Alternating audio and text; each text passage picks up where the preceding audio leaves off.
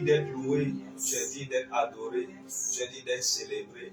Merci pour ce vendredi extraordinaire que tu nous as encore donné. Ce n'est pas ton amour, ce n'est pas ta grâce que nous y sommes et nous te sommes très reconnaissants.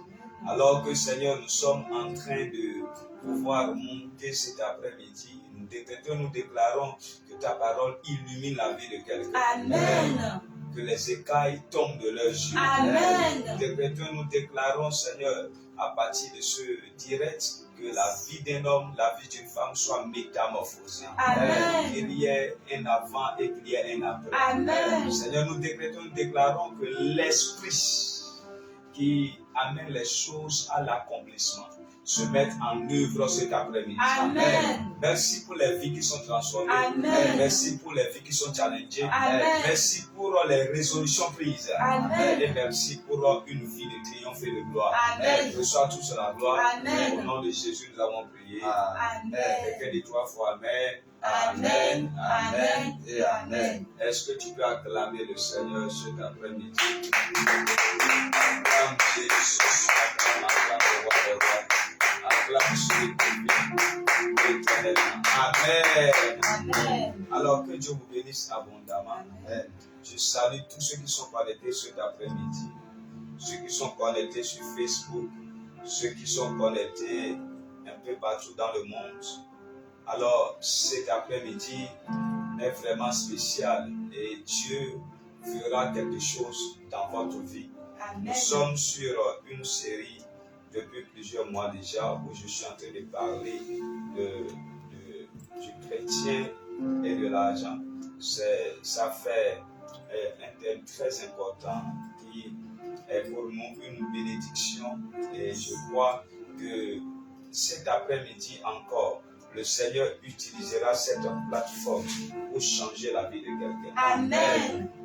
Et je crois que la grâce de Dieu sera tellement abondante et vous allez vivre des choses hors du commun. Amen. Alors partagez le direct, partagez. Moi je l'ai déjà fait, partagez le direct.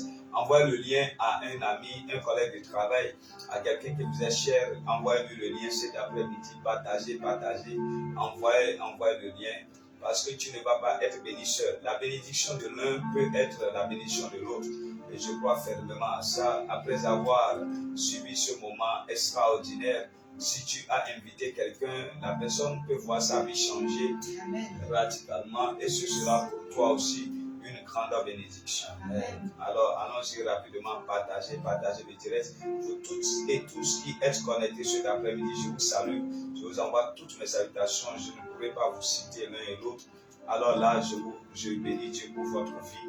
Vous êtes des personnes magnifiques, extraordinaires, des gens que Dieu lui-même a mis à part pour ce moment et pour ce temps.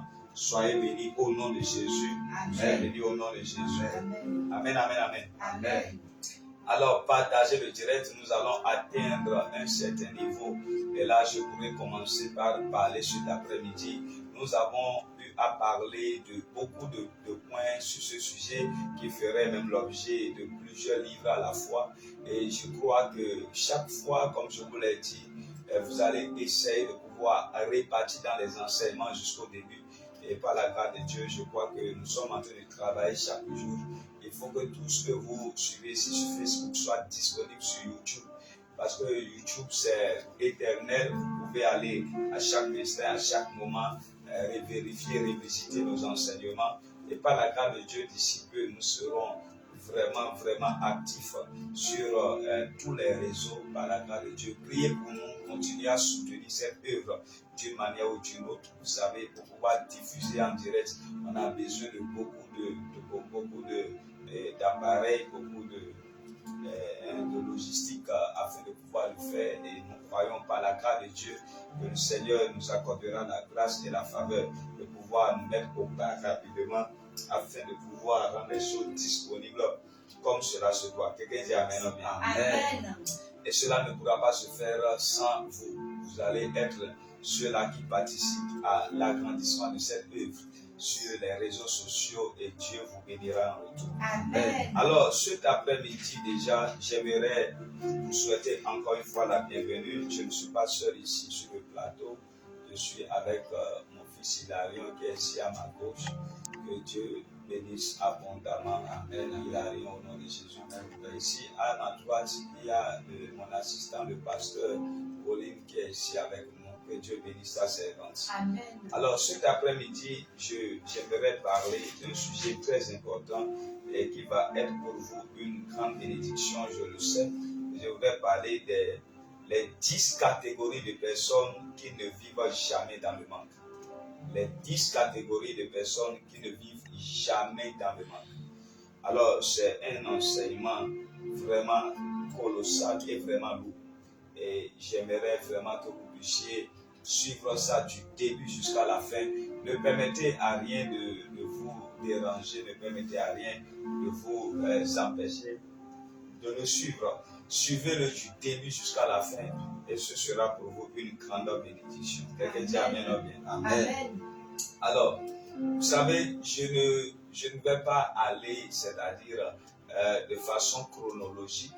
Je vais énumérer les 10 personnes et nous savons que en toutes choses, il y a un certain ordre. Alors, je vais aller quand même vous citer les 10 catégories de personnes. Et ce pourquoi je ne suis pas obligé d'aller chronologiquement, c'est que vous n'avez pas besoin d'être un type de personne, vous devez être les 10 types de personnes. Vous comprenez? C'est-à-dire vous n'allez pas prendre un type de personne parmi les 10, ça ne marchera pas.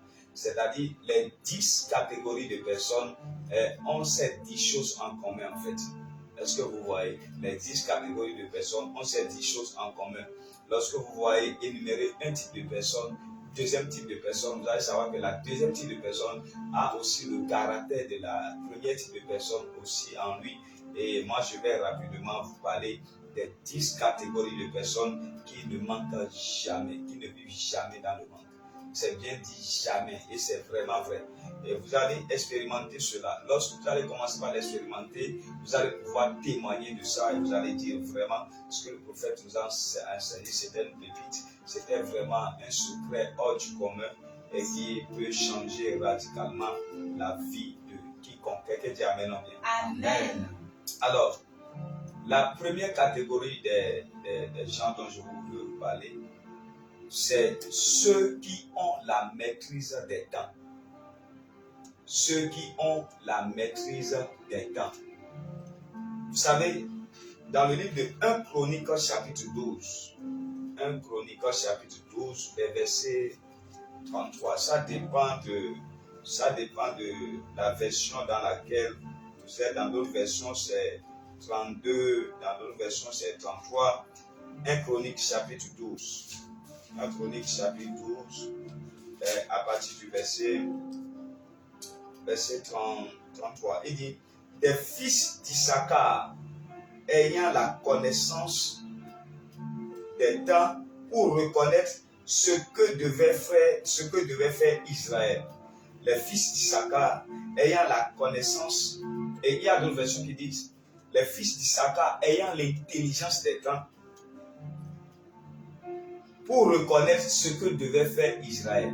Il y a d'autres versions qui disent les fils d'Issachar ayant la connaissance du discernement des temps pour savoir ce que devrait faire exactement Israël dans cette saison. Alors, bien aimé dans le Seigneur, vous devez comprendre que lorsque vous n'avez pas la maîtrise des temps, vous n'avez pas la maîtrise de votre vie. Nous devons commencer par là. La Bible dit qu'il y a un temps pour toutes choses. Alors, allons à la découverte de ces temps-là. Il y a une catégorie de personnes qu'on appelle les fils d'Issachar.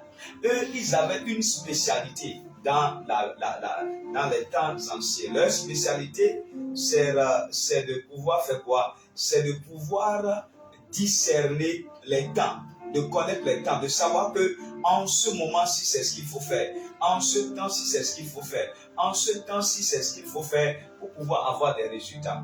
Lorsque vous n'avez pas la maîtrise des temps, vous allez subir les temps. Lorsque vous n'avez pas la maîtrise des temps, vous allez subir les temps. Ça veut dire quoi? Lorsque vous ne savez pas ce qu'il faut faire en cette période et que vous faites autre chose dans la période, lorsque la période pour faire la chose arrivera, vous n'aurez plus la capacité de le faire. Et s'il y a un manque à gagner qui vient se présenter.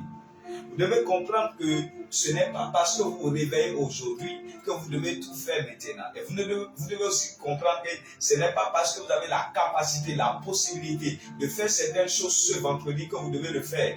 Mais vous devez avoir ce que j'appelle l'intelligence des temps, la sagesse des temps, le discernement des temps.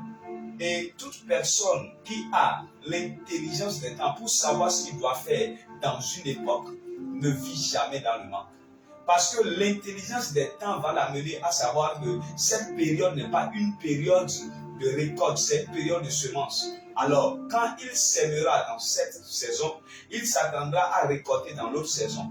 Et ce qu'il va récolter dans l'autre saison peut l'aider à pouvoir faire quoi? Prévenir la saison des semences, parce que la récolte sera utilisée à bon escient pour pouvoir traverser non seulement la période des récoltes, mais puisque la personne a l'intelligence des temps, il comprendra qu'après la récolte, il y aura la saison sèche et qu'il faut avoir en abondance et qu'il faut avoir en réserve pour pouvoir traverser cette période. Cette période-là ne sera pas pour lui une période de manque, parce qu'avec la sagesse des temps et le discernement des temps, il a déjà préparé cette période avant que cette période n'arrive.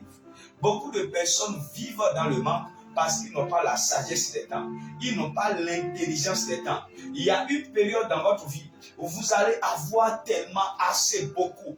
Et vous allez croire que tous les jours seront toujours ainsi. Il y a un proverbe qui dit tous les jours ne sont pas dimanche. Ce n'est pas parce que cette période est une période d'abondance, une période de surabondance, qu'il faut oublier que la sécheresse peut arriver. Dieu a tout créé en deux. J'ai toujours l'habitude de vous dire que s'il y a la saison pluvieuse, c'est parce qu'il y a une saison sèche. S'il y a l'abondance, c'est parce qu'il doit y avoir le manque.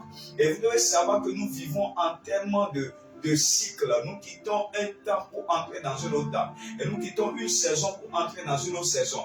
Alors, l'intelligence des temps va vous amener à faire quoi? À prévoir, à préparer, à vous aguerrir et à prévenir les saisons de manque. Alors, vous n'allez jamais vivre le manque. Alors, vous n'allez jamais vivre le manque. Et le manque dont nous parlons, ce n'est pas seulement dans le domaine financier, c'est dans tous les domaines. Dans tous les domaines de votre vie, vous devez savoir que vous devez avoir l'intelligence des temps. Il y a un temps pour tomber enceinte. Il y a un temps pour avoir des enfants.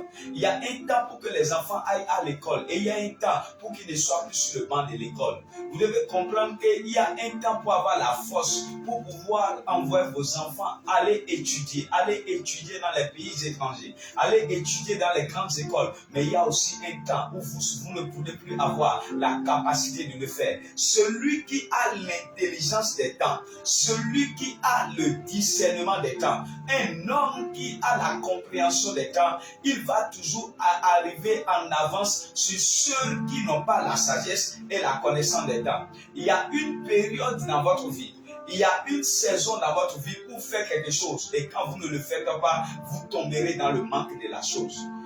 La Bible déclare que lorsque vous êtes jeune, vous devez pouvoir vous donner aux choses de Dieu. Ça, c'est le temps. Ça, c'est une saison. Ça. La saison de la jeunesse va servir à quoi? La saison de la vieillesse va servir à quoi? Vous devez savoir que dans la vie d'un homme, il y a plusieurs saisons. Il y a la saison du matin, il y a la saison du midi, il y a la saison du soir, il y a la saison de la nuit.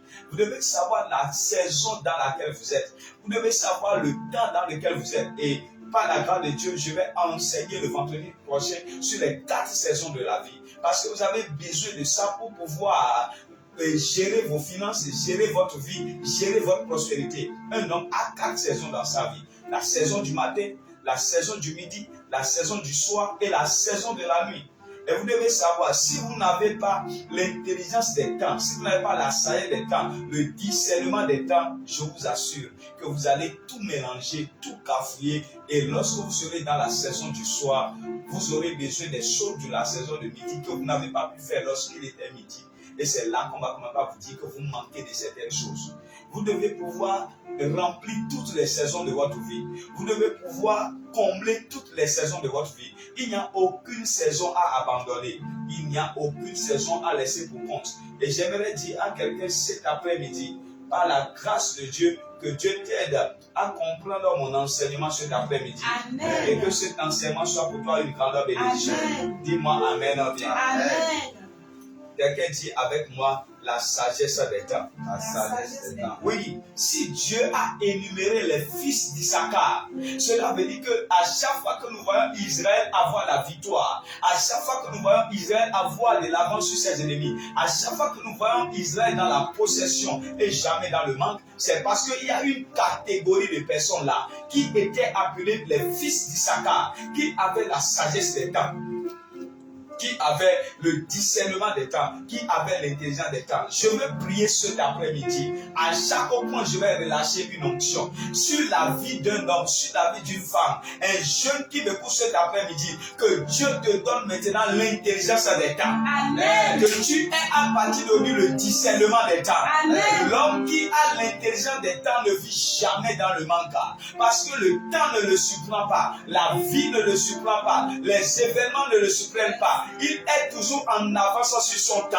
Il est toujours en avance sur son temps. Il est toujours en avance sur son temps. Le temps ne le surprend pas. Le temps ne l'inquiète pas. Parce qu'il maîtrise le temps. Ce n'est pas seulement Dieu qui a la maîtrise du temps. Il a donné à certains hommes la capacité de maîtriser le temps. Et je décrète et je déclare, après ce direct, que Dieu te donne cette capacité. Amen. Maîtrisant le temps. Amen. Maîtrisant le temps. Amen. Maîtrisant le temps. Amen. Maîtrisant le temps. Amen. Oh yes. Ceux qui ont la maîtrise des temps. La maîtrise des temps. Et vous allez voir dans le livre de Agé, je crois, au chapitre 1er, Dieu dit quelque chose à son peuple. Vous savez, vous devez avoir cette sagesse des temps là. Ça, c'est un verset que je vais retrouver, ce n'est pas dans mes notes. Je vais trouver ça rapidement. Agé, chapitre 1er. Agé, chapitre 1er. Mandorobo Shadalabayabadaba. Ikotorobo Santalabayabos. Oh yes. Voilà, Agé 1, verset 4. Il dit, est-ce pour vous le temps d'habiter vos maisons lambrisées? Donc ça veut dire qu'il y a un temps pour bâtir, il y a un temps pour habiter.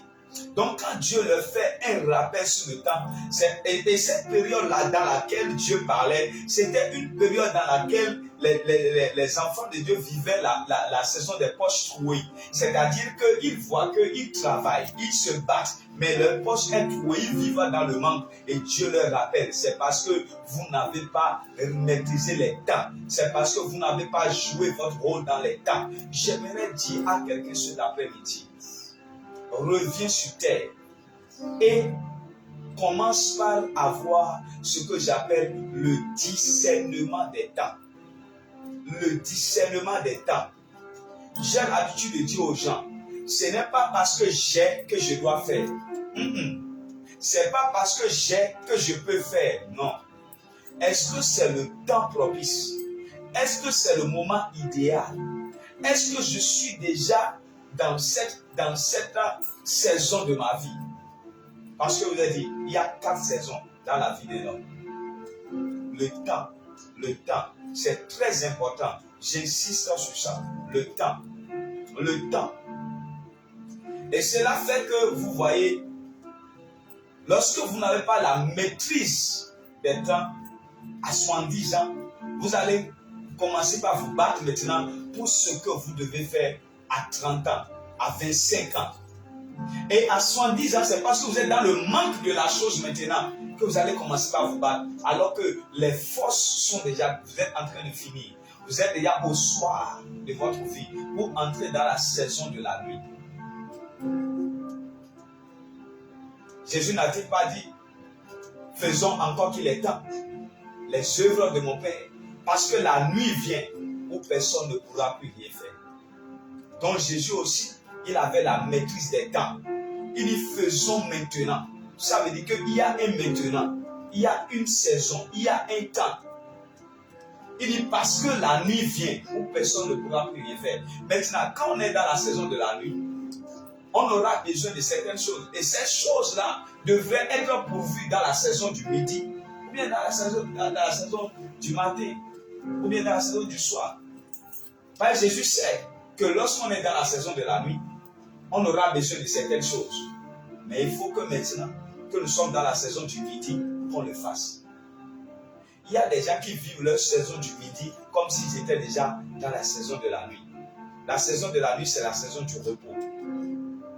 La saison de la nuit, c'est la saison de la jouissance. La saison de la nuit, c'est la saison de l'attente. Est-ce que je parle à quelqu'un? La saison de la nuit, c'est la saison de l'attente. L'attente de quoi? L'attente du rappel à Dieu. L'attente de ce que le Seigneur vienne me chercher et pour m'amener dans la cité d'Abraham. La saison de la nuit.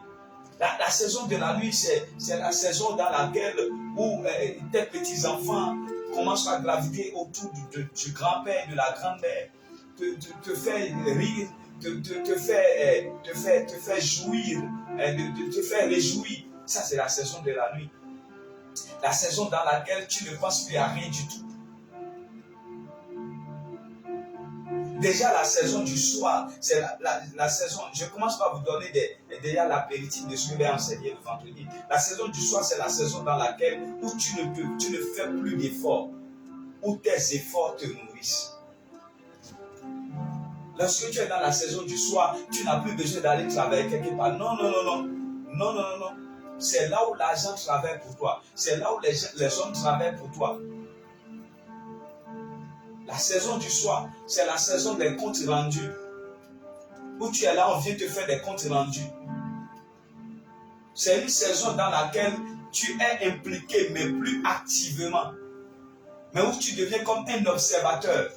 Où on vient te consulter, tu deviens un consultant. La saison du soir.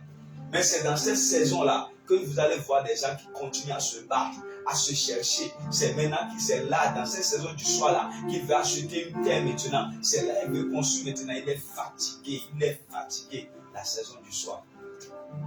C'est pourquoi vous devez avoir la maîtrise des temps. La maîtrise des temps. Quand on est jeune là, quand on a entre 20 et 40 ans, quand on a entre 20 et 40 ans là, ce n'est pas la saison de se promener dans toutes les ruelles, ce n'est pas la saison d'aller dans tous les bars, ce n'est pas la saison, c'est-à-dire de vouloir faire le chic, non, c'est la saison de préparer la saison du soir. La saison de préparer la saison du soir. La saison du soir qui commence déjà dans la quarantaine, parce que déjà normalement, déjà quand tu es tu as déjà frappé la quarantaine comme ça, tu es en train d'aller vers la saison du soir. Déjà à 50 ans, mon ami, c'est que tu dois comprendre que déjà à 50 ans là, normalement tu dois rentrer dans la période de la soirée. Tu es déjà dans la saison du soir. Tu es déjà dans la saison du contrôle où tu commences par avoir les yeux sur les choses. Tu as longtemps travaillé, tu t'es battu et tu as réalisé assez de choses. Et là maintenant, tu as seulement les yeux sur les choses. Les yeux sur les choses.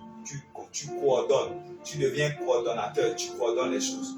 Mais c'est à 50 ans maintenant que vous allez voir quelqu'un maintenant. C'est là maintenant il veut ouvrir une boutique. C'est là maintenant il veut, c'est-à-dire, il veut trouver du travail. C'est là il dit que non, on n'est pas encore vieux, on est encore jeune. Ne vous enterrez pas. Et il est en train de courir de gauche à droite. Alors que la force est en train de finir, l'énergie est en train de partir. Est-ce que vous voyez? Donc, vous voyez, c'est une période dans laquelle on est susceptible aux maladies cardiaques. À partir de 50 ans jusqu'à partir comme ça. C'est une période dans laquelle quand tu ne maîtrises pas ta santé rapidement, tu peux être frappé par un AVC parce que c'est-à-dire le niveau de réflexion dans lequel tu seras, le niveau de pensée dans lequel tu seras, va même agir sur tes nerfs, agir sur ta santé et t'amener à, c'est-à-dire ne plus contrôler ton énergie. Je parle de l'énergie en termes de santé sanitaire, où vraiment, ce n'est plus ça. Est-ce que vous voyez? Donc, même Jésus-Christ de Nazareth, c'est à 30 ans qu'il a commencé sa mission, à 33 ans, il a terminé. Même Joseph est devenu premier ministre à 30 ans. David a commencé à régner à 30 ans. Vous devez comprendre que lorsque vous êtes dans votre saison de midi, c'est la saison qui est très importante dans laquelle vous ne devez pas, c'est-à-dire vous amuser, vous devez vous prendre au sérieux. Quelqu'un dit Amen, non bien? Amen. Alors, la deuxième catégorie de personnes, c'est ceux qui marchent par la sagesse. Ceux qui marchent par la sagesse. Nous allons lire le livre de Proverbes chapitre 3. Proverbes chapitre 3 à partir du verset 16 à 19. Proverbe 3, verset 16 à 19. La Bible dit, excusez-moi, Proverbe 3, verset 13 à 16. La Bible dit, heureux l'homme qui a trouvé la sagesse. Heureux l'homme qui a trouvé la sagesse. En effet, le bénéfice que la sagesse procure est préférable à celui de l'argent. Et le profit qu'on en tire vaut mieux que l'or. Elle est plus précieuse que les perles. Elle a plus de valeur que tout ce que tu pourrais désirer. Une longue vie est dans sa droite. Dans sa gauche se trouve la richesse et la gloire. Mes amis, un homme sage ne manque jamais de quelque chose. Lorsque vous voyez un homme sage, il est caractérisé par trois choses. Il est caractérisé par la longévité, il est caractérisé par la richesse et il est caractérisé par la gloire. Un homme qui est pourvu de ces trois choses ne manque plus de rien dans sa vie. Qui parle de longévité parle déjà d'une bonne santé. Parce que lorsqu'il aura la sagesse, il va maîtriser son corps. Il va maîtriser sa santé. Un homme qui est sage ne va pas faire certaines choses. Il ne peut pas manger n'importe comment. Il ne peut pas boire n'importe comment. Il ne peut pas utiliser son corps n'importe comment. La sagesse va lui, parce qu'il parle de sagesse, pas de discipline. Dans la sagesse, il y a la discipline. Lorsque vous voyez les hommes sages, c'est les gens disciplinés. Un homme qui est sage ne manque jamais de quelque chose. La belle preuve, la Bible déclare dans le livre de 1 Roi chapitre 3 verset 3. Salomon aimait l'Éternel et pratiquait les coutumes de son père. Il est allé sacrifier sur les hauts lieux à Gabaon. Alors cette nuit-là, lorsque je continue les versets, la Bible dit que Dieu apparut à Salomon et lui demanda, que veux-tu que je te donne? Il a dit, je veux la sagesse et l'intelligence. Lorsque Dieu lui a donné la sagesse, Dieu lui a dit, puisque tu n'as pas désiré la mort de tes ennemis, puisque tu n'as pas désiré que je combatte tes ennemis et tout, alors j'ajoute à ça ce que j'appelle la richesse et la gloire. Vous avez le temps de lire ça. Lorsque Dieu a donné à Salomon la sagesse, nous avons vu que lorsque la reine de Séba est venue dans 1 Roi 10, elle a dit que ce que mes yeux sont venus voir dépasse ce que j'ai entendu. Parce que lorsqu'elle est venue là-bas, elle a constaté que même dans la ville là, il y avait l'or qui était comme la poussière sur la terre. Dites-moi, un homme qui habite dans un environnement où on dit que l'or est disponible comme la poussière, cet homme manquera de quoi? Il ne manquera de rien. Il ne manquera pas de maison. Il ne manquera pas de nourriture. Il ne manquera pas de femmes. Il ne manquera pas d'enfants. Il ne manquera de rien. Il ne manquera pas d'argent. Il ne manquera de rien. La belle preuve, Salomon a dit, tout ce que mon cœur a désiré, je les ai eus. Donc cela veut dire que vous devez comprendre qu'un homme qui est sage ne peut manquer de rien sur la terre. Un homme qui est sage, la Bible déclare que la femme sage bâtit sa maison. Donc ça veut dire qu'une femme qui est sage ne pourra pas manquer de quelque chose. Si on dit que tu bâtis, ça veut dire que dans tout domaine de ta vie, tu pourras bâtir quelque chose. Donc la sagesse est importante. C'est pour cela la Bible déclare dans le livre de Jacques, je crois, le chapitre 1er, que celui qui manque de sagesse, que la personne demande à Dieu afin qu'on la lui donne. Donc, tu dois avoir la sagesse. La sagesse, là, mon ami, tu dois désirer ça. Tu dois prier. Tu dois jeûner même pour ça. Arrête de demander l'argent à Dieu d'abord. Demande la sagesse. Parce que lorsque la sagesse viendra dans ta vie, le manque va s'arrêter. La sagesse viendra dans ta vie. Tu auras ce que j'appelle le sens de la gestion, le sens du contrôle, le sens de la préservation, le sens de pouvoir être fécond. Est-ce que tu comprends ce que je dis? Lorsque tu rencontres un homme sage, il est méticuleux dans tout ce qu'il fait. Il est méticuleux. La sagesse l'amènera à ne pas gaspiller ses ressources. La sagesse l'amènera. Vous voyez, c'est des choses qui sont liées entre eux. Lorsque tu vois un homme sage, il sait qu'il y a des temps et il y a des temps. Est-ce que vous voyez? Donc, l'homme sage a déjà en lui ce qu'on appelle la maîtrise des temps. Est-ce que vous voyez? C'est pourquoi je vous ai dit que les 10 catégories de personnes, c'est des gens qui ont les choses les unes dans les autres. Lorsque vous n'allez jamais rencontrer un homme sage qui n'a pas la sagesse des temps.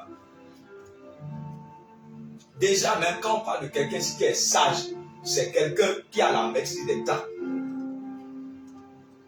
La sagesse, un homme sage, c'est un homme qui est pourvu de connaissances. C'est un homme qui est rempli de connaissances et qui sait pratiquer la connaissance qu'il a. La sagesse, ce n'est pas la quantité d'informations que vous avez, non. C'est l'application que vous faites des informations que vous avez. Parce que c'est dans l'application qu'on pourra lire votre sagesse. C'est lorsque vous serez en train d'agir que quelqu'un va dire, ah, cet homme est sage, cette fille est sage, cette dame est sage. Pourquoi? Tu ne resteras pas tranquille, on va voir ta sagesse. Non, la sagesse se lit, la sagesse se voit, la sagesse se mesure par rapport aux actes que tu poses. Donc cela veut dire qu'un homme qui est pourvu de sagesse, c'est un homme qui est pourvu de connaissance. Donc celui qui n'a pas soif de la connaissance, c'est quelqu'un qui n'est pas en train de devenir sage. La sagesse, vous pouvez l'acquérir par la connaissance écrite, la connaissance écoutée. Est-ce que vous voyez, quand il parle de la connaissance écrite, c'est ce que vous pouvez lire dans les livres. La connaissance écoutée, c'est comme vous êtes en train de m'écouter maintenant, pas des enseignements. Et pendant que je suis en train d'écouter, vous allez acquérir la sagesse au travers des paroles que je suis en train de vous donner. Et elle peut être aussi acquise par la prière. Parce que le livre de Jacques a dit prier et demander la sagesse. Et aussi, elle peut être acquise par transfert, par impartation. Parce que Dieu a dit à Moïse, impose les mains à Josué et transmet lui quoi? La sagesse, l'esprit de sagesse qui est en toi. Donc mes amis, vous devez comprendre que vous devez rechercher la sagesse par ces 4 voies. Par la connaissance écrite, par la connaissance parlée, ou bien par la prière, ou bien par l'imposition des mains. C'est très important par le transfert. Vous devez trouver un homme sage qui va vous imposer les mains et vous donner l'esprit de sagesse. Et même après l'imposition des mains, lorsque la sagesse arrive, vous devez la cultiver. Vous devez la travailler. La sagesse, vous devez la travailler. Bien-aimé dans le Seigneur, un homme qui a la sagesse ne manque jamais de quelque chose. Quelqu'un me dit amen. Amen. Quelqu'un me dit amen. Amen. Alors, la troisième chose que j'aimerais soumettre à votre appréciation, c'est ceux qui reçoivent des instructions surnaturelles et les appliquent. Ceux qui reçoivent des instructions surnaturelles et les appliquent, c'est les gens qui ne manquent jamais de quelque chose. C'est les gens qui ne manquent jamais de quelque chose. Allons-y dans le livre de Genèse, chapitre 30. Genèse, chapitre 30. Verset 37. Jacob prit des branches vertes de peuplier, d'amandier et de platane. Il y pela des bandes blanches, mettant à nu le blanc qui était sur les branches. Puis il plaça les branches qu'il avait pelées dans les auges, dans les abreuvoirs en face des brebis qui venaient boire, pour qu'elles entrent en chaleur en venant boire. Les brebis entraient en chaleur près des branches et elles faisaient des petits rayés tachetés et marquetés. Jacob séparait les agneaux et mettait ensemble ce qui était rayé et tout ce qui était noir dans le troupeau de Laban. Il se fit ainsi des troupeaux à part et qu'il ne réunit pas au troupeau de Laban. Toutes les fois que les brebis vigoureuses entraient en chaleur, Jacob plaçait des branches dans les auges sous les yeux des brebis pour qu'elles entrent en chaleur près des branches. Quand les brebis étaient chétives, il ne le faisait pas, de sorte que les chétives étaient pour Laban et les vigoureuses pour Jacob. Cet homme devint de plus en plus riche. Cet homme devint de... Ça veut dire quoi? Si on dit que quelqu'un devient de plus en plus riche, ça veut dire que la personne était déjà riche. Alors, cet homme devint de plus en plus riche.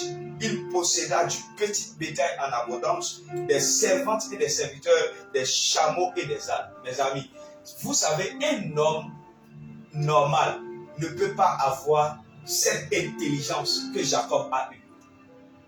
C'est-à-dire, il faut avoir une instruction surnaturelle pour pouvoir réfléchir comme Jacob a réfléchi. Est-ce que vous savez que si vous faites les mêmes choses que Jacob a faites au temps de Laban, en allant chercher ce qu'on appelle les branches qu'il a utilisées, en allant chercher les branches qu'il a utilisé, tout ça là, et vous faites les mêmes expériences, ça ne donnera rien. Ça ne donnera rien. Vous n'aurez pas de bêtes achetées, vous n'aurez pas ça. Parce que pourquoi? Parce que à cette époque-là, Jacob avait commencé par vivre une période de manque. C'est-à-dire qu'il travaillait pour quelqu'un et lui-même ne gagnait plus rien. Il vivait des jours de manque, des saisons de manque. Alors Dieu est venu là, dans son rêve, pour lui donner une instruction surnaturelle, pour dire à Jacob, maintenant lève-toi, regarde, fais comme ça, fais comme ça, fais comme ça, et tu auras tel résultat. Combien d'enfants de Dieu, déjà à qui Dieu a donné des instructions surnaturelles, et ils ne se sont pas levés sur ça. Ils sont restés là, à traîner, à ne pas agir, à remettre à demain, à ne pas agir, à remettre à demain, à ne pas agir. Et ils vivent des périodes de manque à n'en point fini. Des périodes de manque à n'en point fini. Dieu donne toujours des instructions surnaturelles à ses enfants. Toujours des instructions surnaturelles à ses enfants. Regardez, lorsque le roi Pharaon a eu un rêve en Égypte, et qu'il a appelé tous ceux qui pouvaient interpréter le rêve, et ils n'ont pas pu interpréter le rêve. Qu'est-ce qui s'est passé? On a dit qu'il y a un jeune homme hébreu, c'était Joseph, que lui, il a la capacité d'interpréter des rêves. Et quand Joseph est venu, Joseph a interprété le rêve. Et il a montré à Pharaon ce qui devrait se passer sur les 14 années à venir. Mais qu'est-ce qui s'est passé? Pharaon lui a dit, mais avec l'explication que tu lui as donnée, parce que le rêve que j'ai fait, c'est surnaturel. Ce n'est pas un rêve naturel, ce n'est pas un rêve ordinaire. Alors, sur la base de ce que tu viens de dire là, quelle est alors la conduite à tenir? Souvenez-vous que Joseph n'avait pas interprété ce rêve par sa propre force. C'est parce que Dieu l'ayant inspiré, Dieu l'ayant inspiré, l'a amené à faire quoi? À pouvoir interpréter ce que le roi a vu dans un rêve et qu'il n'a pas compris. Mais qu'est-ce qui s'est passé, les amis? Joseph a fait sortir le plan économique le plus correct, le plan économique le plus établi, le plan économique le plus droit. Il a dressé un projet et un plan économique bien dressé qui a permis à l'Égypte de traverser la période de difficulté que les nations ont connue pendant 7 ans. Donc, il a reçu une instruction surnaturelle. Et il a dit au roi Pharaon, nous allons procéder de cette manière. Nous allons agir de cette manière afin que, même quand on sera en train de traverser la période des vaches grasses et des vaches maigres, qu'on ne puisse pas avoir de problème. Est-ce que vous savez que, laissez-moi aller plus loin, lorsque les 14 ans sont terminés, le plan économique que Joseph avait mis en place ne s'est pas arrêté à 14 ans. Parce que même après la famine, il y a des gens en Égypte même qui n'avaient pas écouté ce que Joseph avait dit. Et eux maintenant, ils étaient obligés de venir donner leur terre. Pendant que la période était finie, Joseph continuait de prospérer. Joseph continuait de vivre une abondance hors du commun. J'aimerais dire à quelqu'un cet après-midi, tu as besoin des instructions surnaturelles. Et les instructions surnaturelles, on les reçoit comment? Par la prière et par la bouche de ton prophète. Par la prière et par la bouche de ton prophète. Le prophète de Pierre lui avait dit, laisse-moi utiliser ta bague. Et quand je vais finir, tu vas évoluer un peu devant et tu vas jeter ton filet. Et quand tu vas jeter ton filet, la réponse, le manque dans lequel tu es, le manque là va s'arrêter pour toujours. L'instruction surnaturelle pour venir de la bouche de ton prophète. La femme là que son mari a laissée dans les dettes. Cette femme du fils du prophète qui était accablée par les dettes. Lorsque les créanciers sont arrivés, les créanciers ont dit nous allons prendre tes enfants et nous allons les amener avec nous. Nous allons prendre tes enfants et nous allons les amener avec nous. Bien-aimés dans le Seigneur, qu'est-ce que cette dame a fait? Elle a couru voir son prophète. Elle a couru voir son prophète. Mes amis, on a l'habitude de nous dire que nous sommes au temps de la grâce, que Dieu parle à tout le monde. Mais j'aimerais vous poser la question, est-ce que vous arrivez à écouter la voix de Dieu distinctement comme les prophètes les écoutent jusqu'à aujourd'hui? Mes amis, je vais vous dire quelque chose.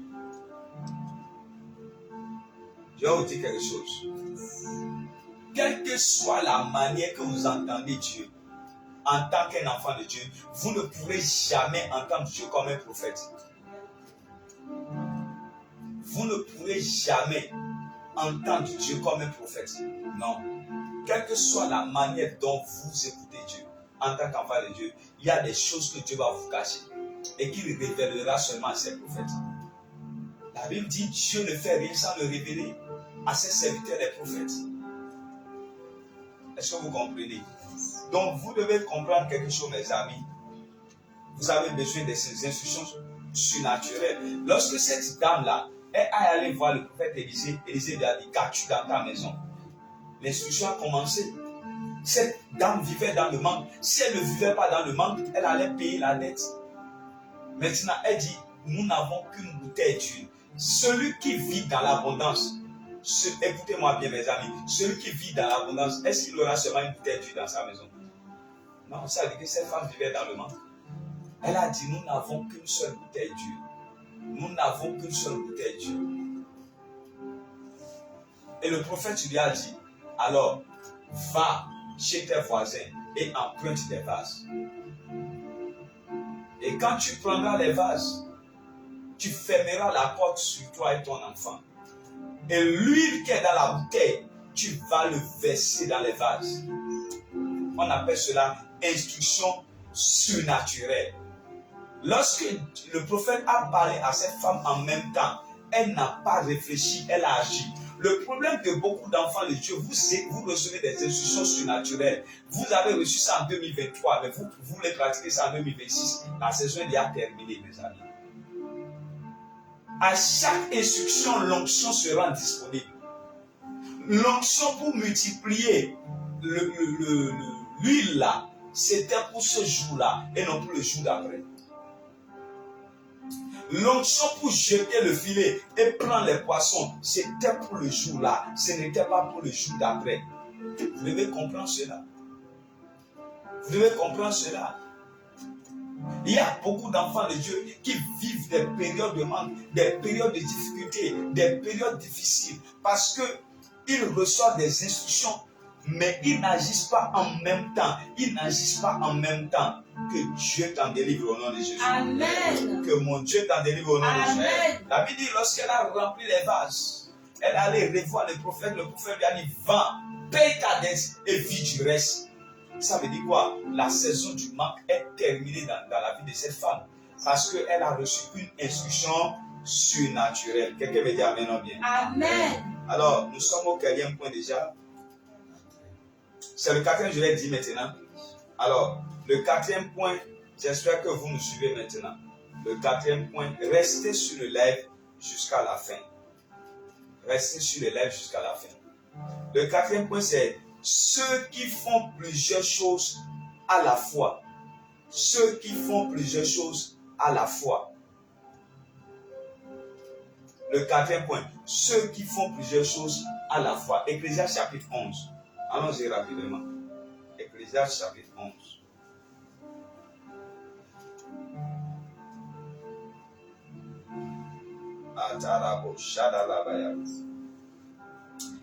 Verset 6.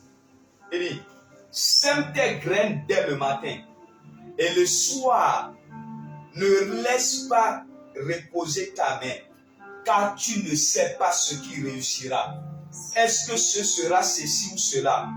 Est-ce que l'un et l'autre seront également bons? Amen, amen, amen. Amen. Sème tes graines le matin et le soir. Ne laisse pas ta main en repos, car tu ne sais pas ce qui réussira. Est-ce l'un? Est-ce l'autre?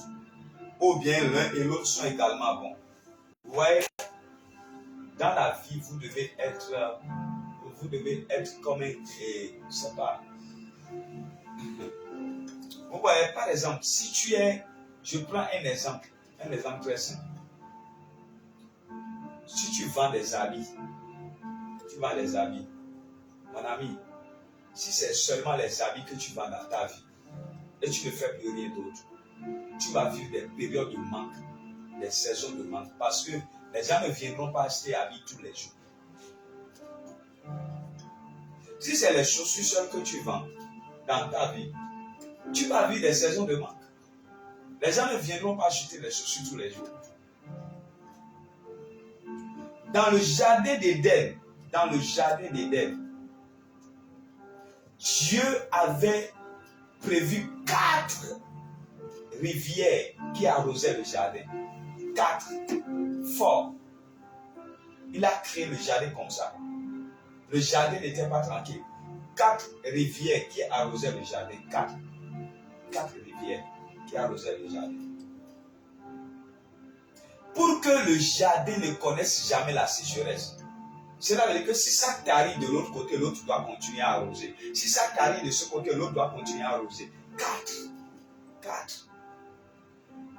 Il y a des gens qui se demandent, mais est-ce qu'une seule personne peut faire plusieurs choses à la fois?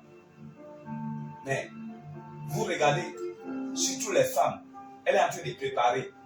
En même temps qu'elle prépare, elle est en train de plier les habits. En même temps qu'elle plie les habits, elle est en train de contrôler ses enfants qui sont dehors. En même temps qu'elle contrôle ses enfants au dehors, elle est en train de contrôler son mari qui est dans le divan. Elle peut faire 4 choses à la fois. Tu crois qu'elle est en train de préparer son oreille au dehors. Tu crois qu'elle est en train de faire la lessive seulement. Son oreille est à la cuisine. Donc ça veut dire que vous devez comprendre que ça dit Dieu a créé l'homme pour faire plusieurs choses en même temps.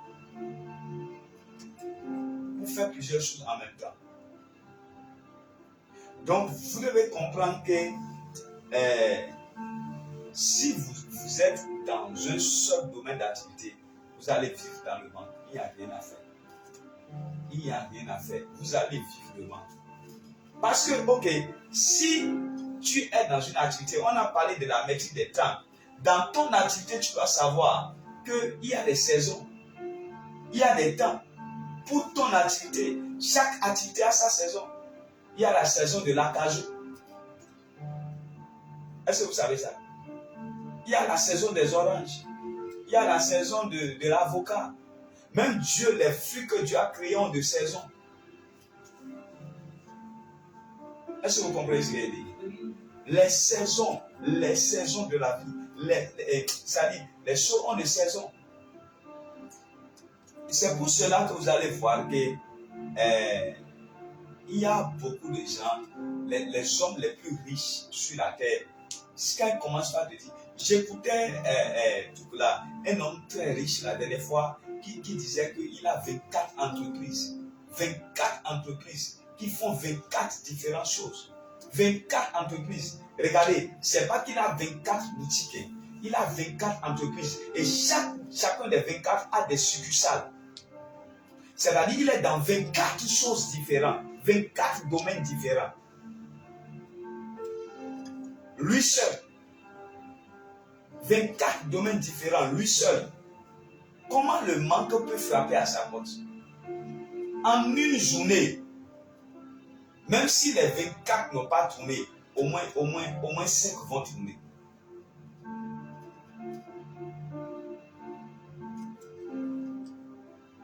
Donc vous devez comprendre que, et c'est pour cela que, comment on appelle, il y a un passage dans la Bible là. Je ne sais pas dans mes notes, mais là, c'est venu dans mes pensées. Je vais vous le lire rapidement.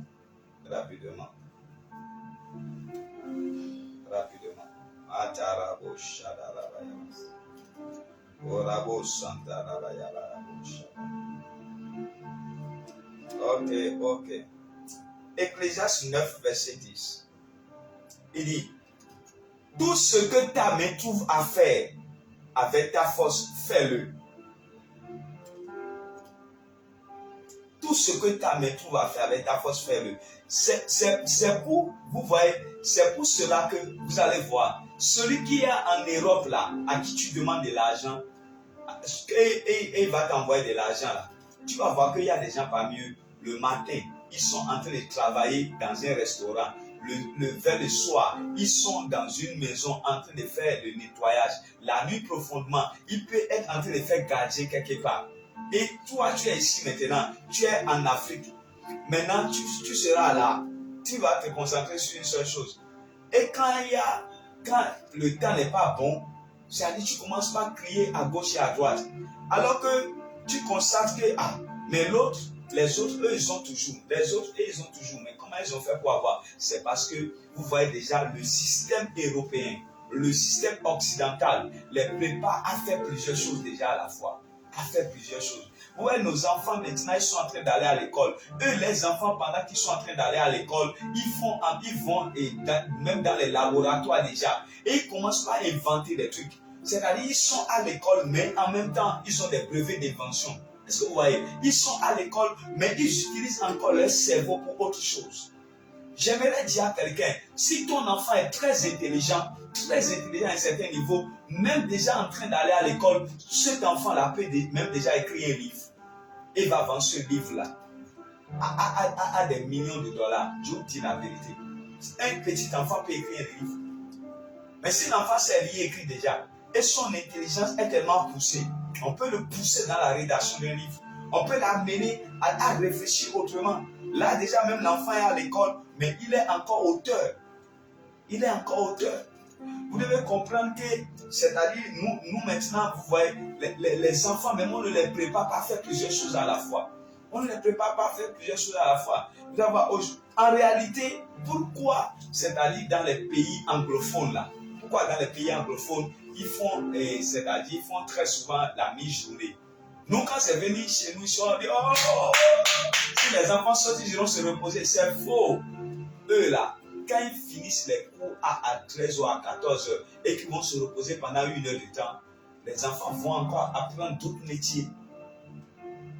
Ils vont apprendre autre chose encore. À partir de 15 heures, les enfants vont apprendre quelque chose d'autre. Pour pouvoir être actifs dans la vie, pour pouvoir être dans plusieurs domaines, pour briser le manque. Oh yes. Oh yes. Et si, c'est-à-dire déjà la personne, l'enfant est au secondaire, déjà, il a déjà plus un certain âge déjà, déjà au secondaire, bien même à l'université déjà, à l'université, l'enfant même, il quitte les cours le matin, c'est les cours du matin qu'il a choisi, parce qu'on doit arriver à ce niveau-là dans nos pays. Il y a plusieurs pays déjà de la sous-région qui sont déjà dans cette dimension. Je prie vivement que le Bénin y arrive aussi. Ou peut-être à l'université, on vous dit choisissez soit les cours du jour, soit les cours du soir pendant votre cursus. Est-ce que vous voyez? Ce n'est pas que cette semaine on fait les cours en journée, l'autre semaine on fait les cours dans l'après-midi. Non, ce n'est pas ce que je dis. C'est-à-dire qu'on dit choisissez seulement les cours de l'après-midi, soit les cours de la journée. Maintenant, quelqu'un qui choisit les cours de la journée, quand il finit dans l'après-midi, il peut aller travailler quelque part. Parce qu'il y a des entreprises au Bénin aujourd'hui qui embauchent pour l'après-midi. Oui, ça existe. Qui embauchent pour l'après-midi. Alors là, déjà, il est en train d'aller à l'école, mais dans l'après-midi, il est en train de gagner de l'argent déjà. Vous devez comprendre que vous ne pouvez jamais, écoutez-moi, vous ne pouvez jamais briser le manque si vous êtes en train de faire une seule chose. Impossible. Impossible. Et vous devez comprendre que en matière de s'investir, investissez-vous dans les choses qui sont des besoins quotidiens en fait. La vraie prospérité se bâtit sur le quotidien. C'est vrai, il y a la prospérité qui doit dépasser les âges, qui doit dépasser les années, se bâtit sur le long terme. Vous comprenez? Mais la prospérité, c'est-à-dire qui vous permet de briser le manque, se bâtit sur le quotidien. Mais la grande prospérité se bâtit sur le long terme. C'est lorsque vous investissez dans les choses à long terme. Lorsque vous investissez dans les choses à long terme, n'oubliez pas ça aussi. Lorsqu'on dit de faire plusieurs choses à la fois, vous devez avoir des investissements à long terme. des investissements à long terme. Ça va vous aider pour toujours et ça va aider même les générations après vous. Quelqu'un me dit Amen. Amen. Donc, vous comprenez, quelqu'un va se dire que non, est-ce que, regarde, depuis que tu as ouvert ta boutique là, tu n'as pas d'ânesse. Tu es seulement là, ça fait des années, c'est dangereux. Tu ne peux pas concentrer tout au même endroit. C'est grave. Tu dois explorer encore d'autres sols, explorer d'autres terres, explorer d'autres régions. Je vous dis, il y a des gens comme ça, ils ont commencé quelque part. Mais l'ânesse qu'ils sont allés ouvrir quelque part, c'est l'ânesse là qui a commencé par courir même plus que le siège. Ce qu'ils gagnent de l'autre côté, my God, c'est incomparable à ce qu'il gagne à là où il était depuis 10 ans, il ne veut pas bouger. Tu ne peux pas être au même endroit pendant des années et prospérer. Tu dois te diversifier. Même dans la diversification, il faut que la concentration soit diversifiée. Vous comprenez? Qu'est-ce que je dis par là? Si tu es dans un domaine, par exemple, je prends l'exemple de quoi maintenant? Oh my God, une activité là. Une activité. Peut-être que tu es dans les trucs de mobile money, tout ça là. Et tu as un seul endroit et ça marche correctement, les gens viennent, tu as en fin de journée, tu es bien, tu dis bon, ça c'est faux. Quitte là, il va ouvrir encore ailleurs. Place quelqu'un là-bas. Quittez encore là, allez ouvrir encore ailleurs. Si la demande est forte là où tu es, la demande aussi sera à un endroit. Et c'est là que je parle dans mes enseignements de la loi des occupations, la loi des occupations de l'espace, la loi des occupations de l'espace. C'est-à-dire, va vite occuper l'espace avant que quelqu'un d'autre ne vienne l'occuper. Cela veut dire que dans ton domaine là, ce que tu es en train de faire et quelqu'un est en train, et tu es en train de prospérer, il faut comprendre que ça peut marcher aussi à un endroit. Ça peut marcher aussi quelque part. Ce n'est pas là où tu t'es installé là, ce n'est pas un livre, ce n'est pas un évangile. Il n'est pas écrit que c'est là-bas seulement que ça va marcher. Est-ce que tu comprends? C'est pour cela que vous allez voir les McDonald's. C'est un peu partout aux États-Unis. Vous allez dans n'importe quel État aux États-Unis, vous allez voir les McDonald's. Et c'est fait, vous allez voir, c'est la même structure un peu partout. La même structure un peu partout. Pourquoi les réseaux de la téléphonie vont implanter leurs antennes un peu partout? Vous voyez, MTN a ses antennes un peu partout. C'est pour être présent partout et gagner l'argent partout. Si son antenne n'est pas installée quelque part dans une brousse, les gens ne vont pas prendre les signes MTN là-bas et acheter des crédits. Vous savez, quand nous achetons les crédits, nous faisons les opérations mobile money, MTN et tout ça. Est-ce que vous savez combien ils gagnent par heure, par seconde? Mais pour que cela soit ainsi, il faut qu'ils aillent s'implanter un peu partout. Mon ami, va t'implanter un peu partout. Tu es resté trop longtemps au même endroit. Va t'implanter un peu partout. Parce que si tu veux briser le manque là, tu dois être présent un peu partout. Les réseaux de téléphonie sont présents dans toutes les maisons. Regardez aujourd'hui, nous sommes à l'aide des fibres optiques. Vous voyez aujourd'hui maintenant, les fibres optiques sont installées un peu partout. Et vous voyez, les gens prennent les connexions illimitées un peu partout. Et c'est de l'argent, c'est des gains. Vous voyez. Donc il y a des gens, vous allez voir, s'accrochent à une seule chose. S'accrochent à ça pendant des années, pendant des décennies. Pour bâtir la richesse, il faut être diversifié. Il faut être dans plusieurs choses à la fois. Quelqu'un dit Amen ou bien? Amen. Alors, le 5e point. Est-ce que j'enseigne quelque chose maintenant? Le 5e point, c'est ceux qui sont prévoyants. Ceux qui sont prévoyants. Dis avec moi, ceux qui sont prévoyants. Oh yes. Ceux qui sont prévoyants, ils ne manquent jamais de quelque chose. Amen. Amen. Dis à quelqu'un à côté de toi, sois prévoyant. Dis à quelqu'un, sois prévoyant. Alors nous allons lire le livre de Genèse rapidement. Je décrète et je déclare dans la vie de quelqu'un pendant que tu es connecté à ce live, que l'Éternel te fasse grâce, que Dieu te fasse d'abondance chose au nom souverain de Jésus. Amen. Genèse chapitre 27, à partir du verset 1er au verset 4. Isaac devenait vieux et ses yeux s'étaient affaiblis au point qu'il ne voyait plus. Alors, il appela son fils aîné Ésaü et lui dit, « Mon fils, il lui répondit, me voici. » Isaac dit, « Je suis maintenant âgé et je ne connais pas le jour de ma mort. Prends donc tes armes, ton carquois et ton arc, va dans les champs, chasser du gibier pour moi, prépare-moi un plat comme je les aime et apporte-le-moi à manger afin que je te bénisse avant de mourir. » Je lis le verset 30. Isaac avait fini de bénir Jacob et celui-ci avait à peine quitté son père Isaac lorsque son frère Ésaü revint de la chasse. Mes amis, vous voyez, Ésaü là, Ésaü c'est un chasseur. Ésaü c'est un chasseur. Lorsqu'on est dans une usine de savon, on ne peut jamais manquer de savon. Est-ce que vous êtes jamais allé dans une usine de savon et ils vous ont dit qu'ils n'ont pas de savon? Même s'ils sont en rupture de matières premières pour travailler, ils ont toujours des stocks. Si tu vas là-bas, là, dans l'industrie du savon, là, tu vas trouver le savon.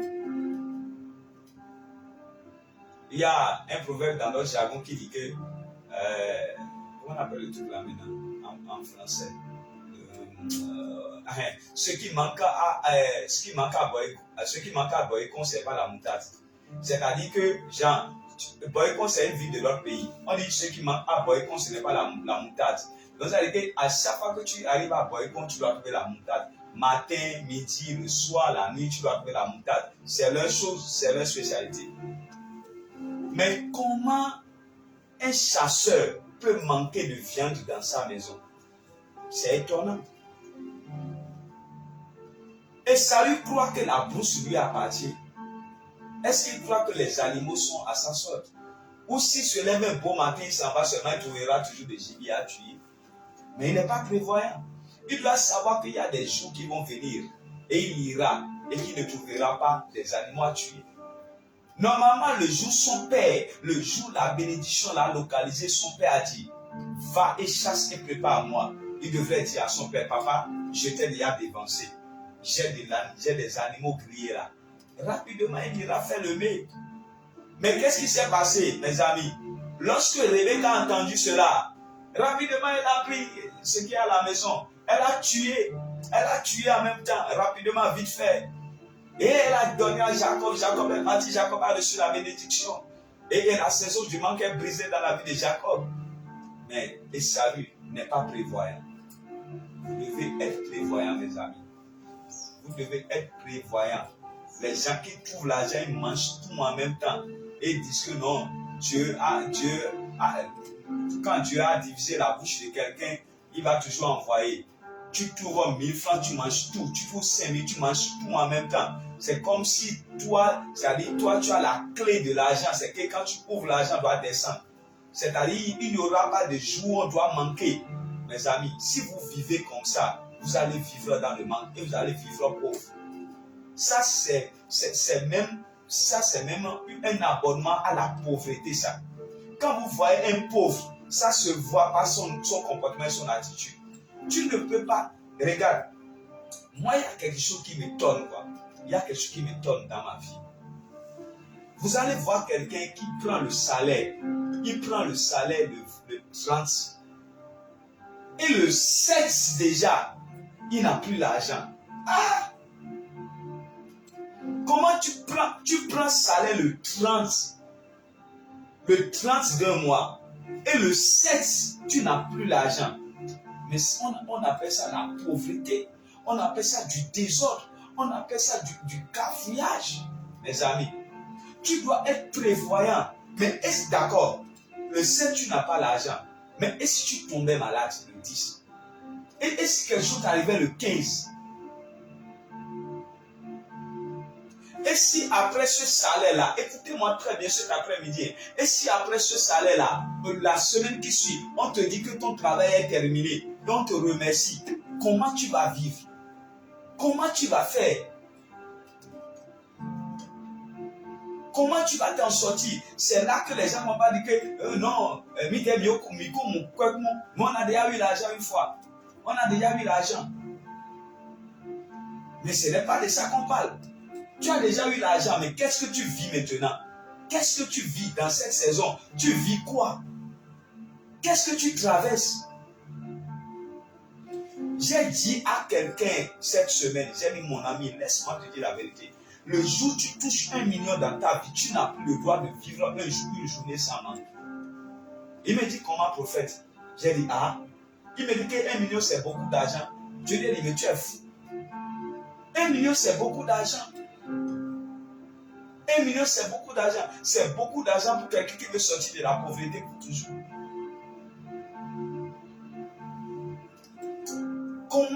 Comment vous vivez? Comment vous gérez votre vie? Comment vous n'allez pas prévoir? Prévoyez mes amis. Prévoyez. Prévoyez. Prévoyez.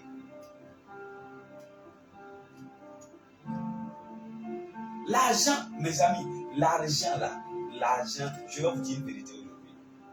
Les gens qui sont riches, je parle des vrais riches, c'est des gens qui sont prévoyants. Ils ne s'amusent pas. Ils ne s'amusent pas. Ils prévoient tout.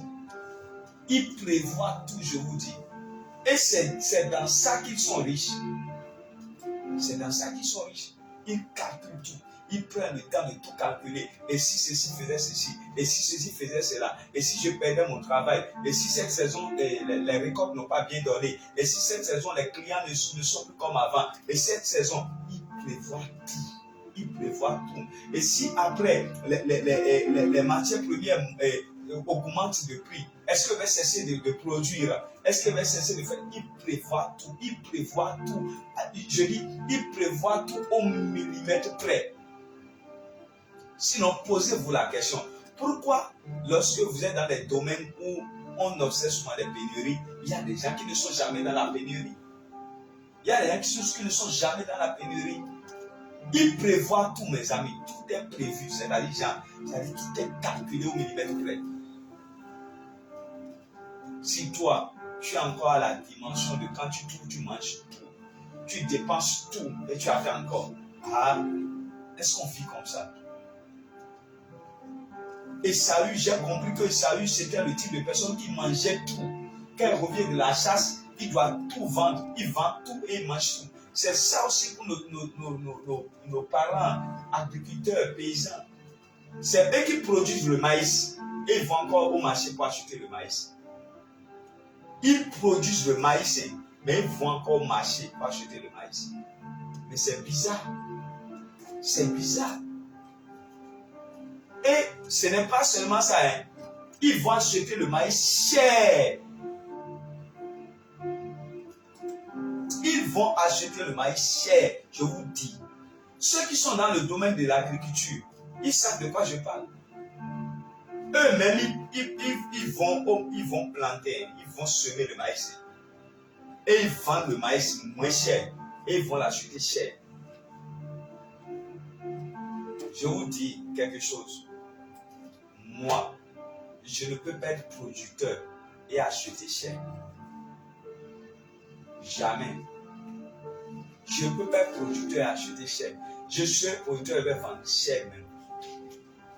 Je vais vendre dans la saison, la période de moins cher, et je vais vendre dans la saison de cher. Et j'aurai encore en abondance.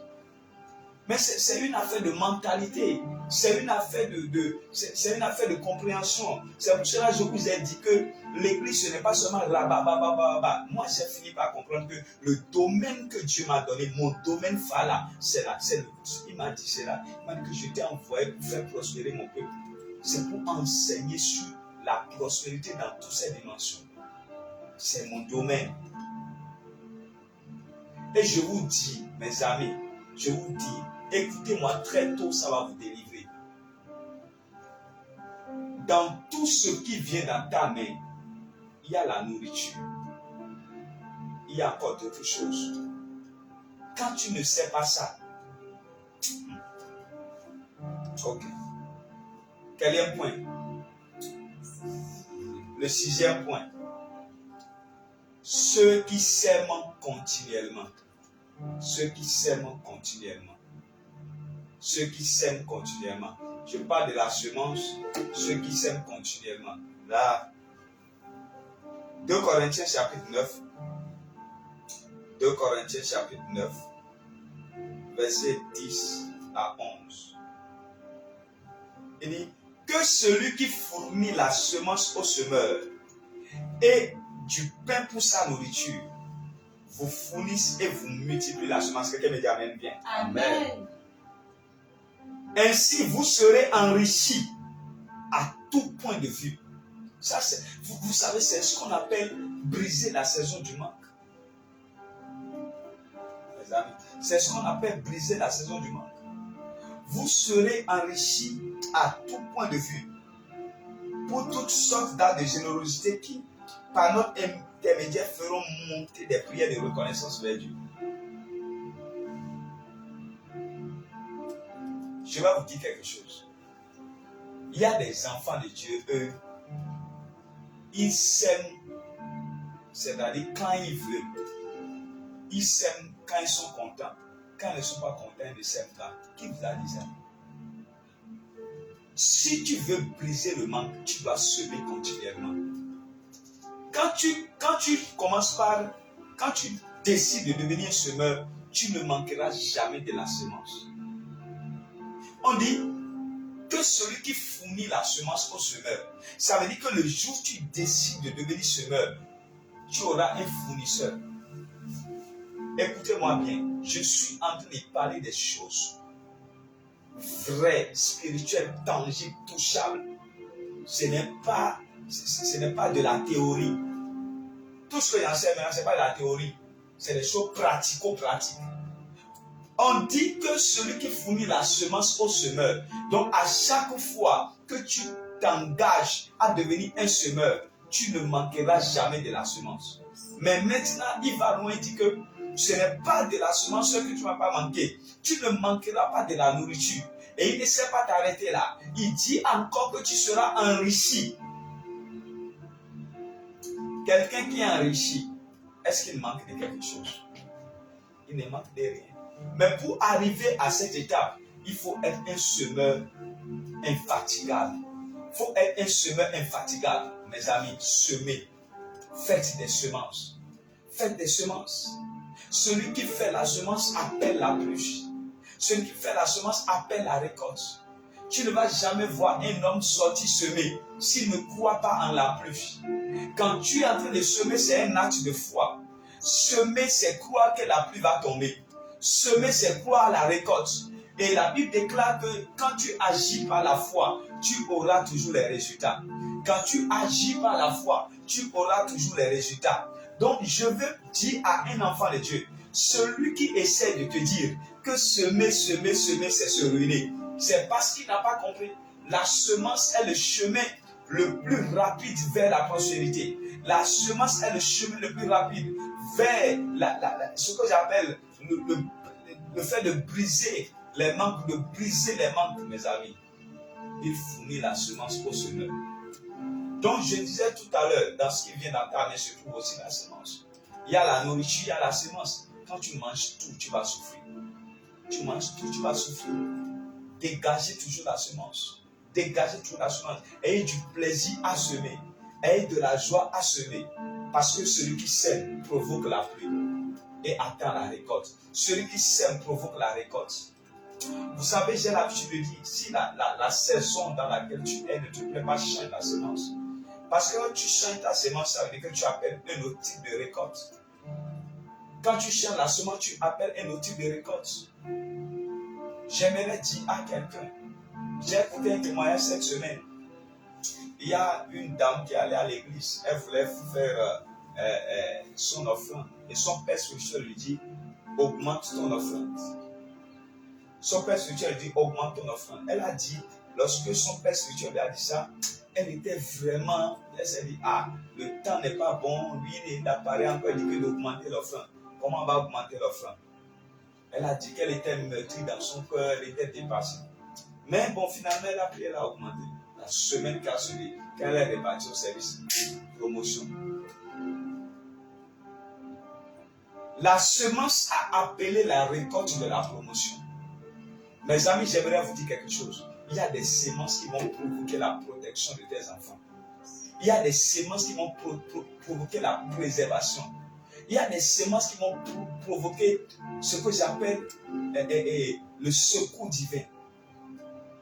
Ce n'est pas forcément que quand tu sèmes de l'argent, tu dois récolter forcément financièrement.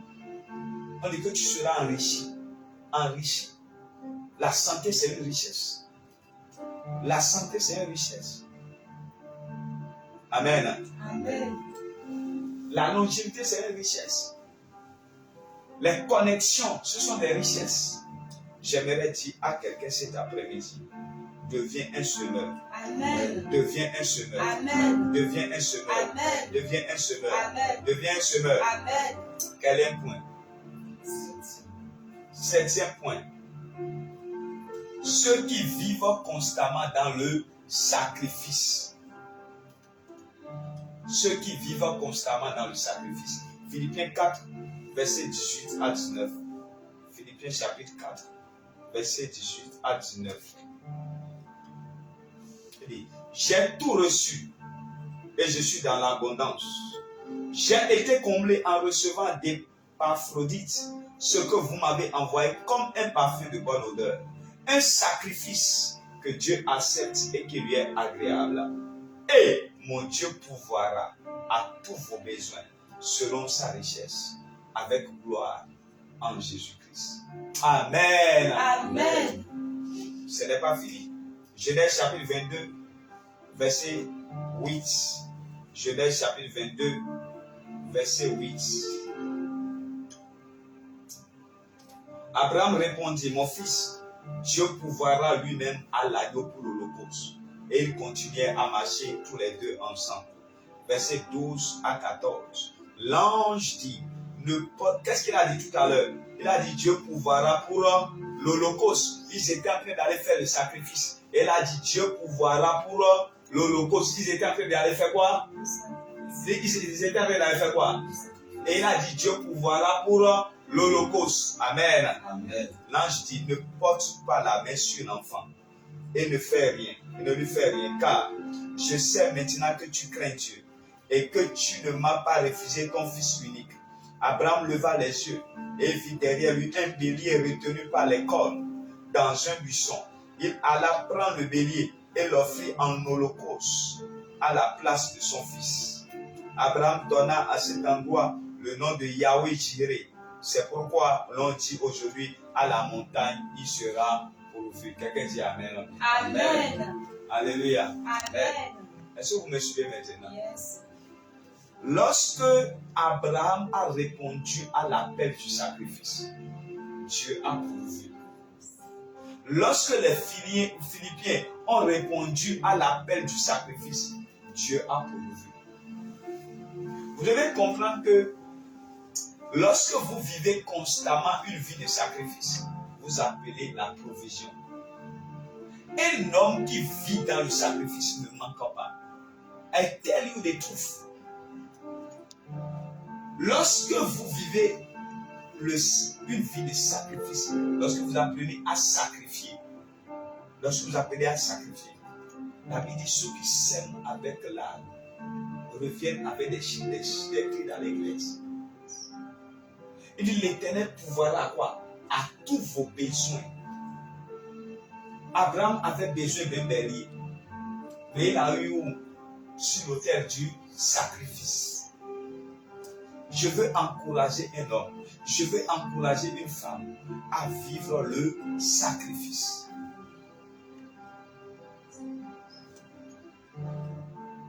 Le sacrifice, il y a des gens qui disent que j'ai sacrifié le mois passé, non? Est-ce que je dois encore sacrifier ce mois? Donc tu es fatigué. Que Dieu pourvoie à tes besoins. Les seuls endroits où j'ai vu l'Éternel pourvoira dans la Bible, c'est là où on a parlé de sacrifice. Prenez votre Bible et fouillez. Là où vous allez voir, Dieu va gérer. On parlera de sacrifice. La dimension Dieu va gérer, la dimension de l'Éternel qui pourvoit, c'est pour ceux qui vivent le sacrifice. Si tu n'es pas constamment un sacrificateur, tu ne fais pas des sacrifices très souvent, tu ne peux pas vivre cette dimension du Dieu qui pourvoit. Vous allez voir, on va dire que quelqu'un est en train de vivre une situation, on va dire que non, Dieu pourvoira. Mais la personne est là, jusqu'à mourir, Dieu ne pourvoit pas. Parce que Dieu n'a pas vu un sacrifice. Un sacrifice. Le sacrifice peut être en montant. Le sacrifice peut être matériel. Le sacrifice peut être immatériel. Le sacrifice peut être le don de soi. Le don de son temps, de son énergie, de sa force. Beaucoup de choses. Le sacrifice. Si vous ne voulez plus vivre le manque, devenez des hommes et des femmes qui sacrifient. Quelqu'un dit Amen. Amen. Rapidement, nous allons aller on va au 8e point, bien on s'arrête là. C'est le 8e point maintenant, non? On va au 8e point, vous êtes fatigué? Rapidement, en 6 minutes, je vais donner, et ça fera la fin du live. Le 8e point, ceux qui obéissent promptement à Dieu. Ceux qui obéissent promptement à Dieu. Psaume 37, verset 25. Psaume 37, verset 25.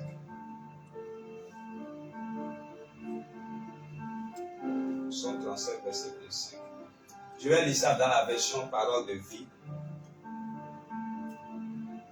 Il dit, j'ai été jeune et maintenant je suis vieux, mais je n'ai jamais vu quelqu'un qui obéit à Dieu rester sans secours.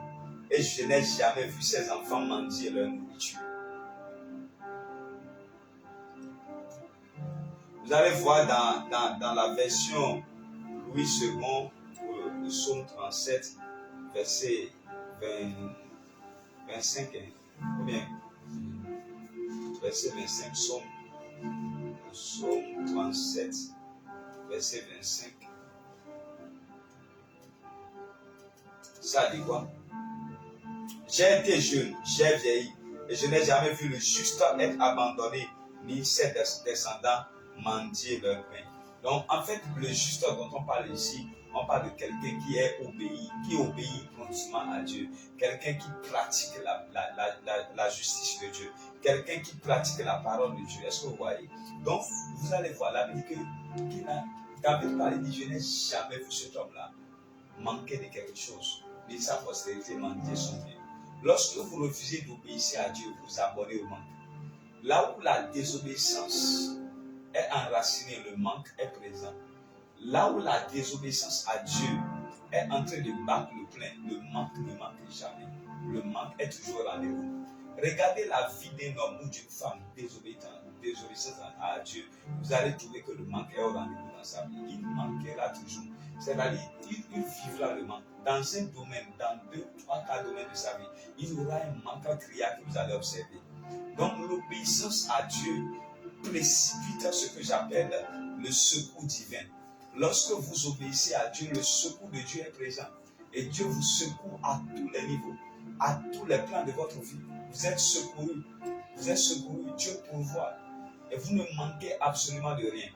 Lorsque quelqu'un décide d'obéir promptement à la voix de Dieu, ce n'est pas que Dieu va te parler, tu vas dire non, j'ai écouté, je le ferai. Non, tu le fais maintenant. Tu le fais en même temps. Tu obéis. La Bible dit, si tu obéis attentivement à la voix de l'Éternel ton Dieu, en mettant en pratique toutes les ordonnances que tu donnes aujourd'hui, l'Éternel te donnera la supériorité sur toutes les nations de la terre. Tu seras béni dans les campagnes, tu seras béni dans la vie. Ta corbeille et ta huile seront bénies.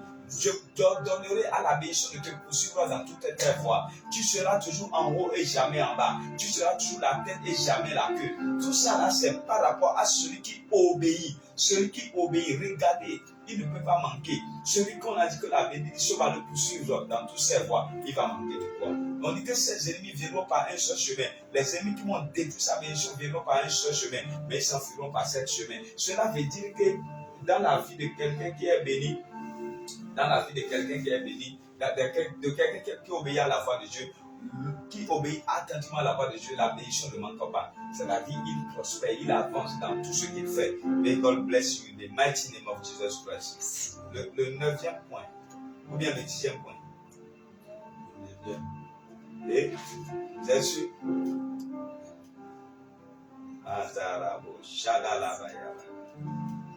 Ok. Ceux qui se laissent conduire par Dieu. Ceux qui se laissent conduire par Dieu. Amen, amen, amen. Amen. Ceux qui se laissent conduire par Dieu. Dans Psaume 23, verset 1er, il dit « L'Éternel est mon berger, je ne manquerai de rien. L'Éternel est mon berger, je ne manquerai de rien. » Ça, c'est le 9e point vraiment. L'Éternel est mon berger, je ne manquerai de rien. Lorsque vous vous laissez conduire par Dieu, vous ne pouvez pas manquer de quelque chose. Lorsque Dieu avait pris le peuple d'Israël depuis l'Égypte, malgré qu'ils étaient dans le désert, ils n'ont manqué de rien. Puisque Dieu était leur conducteur, à chaque fois qu'ils avaient besoin de quelque chose, Dieu donnait ce dont ils avaient besoin.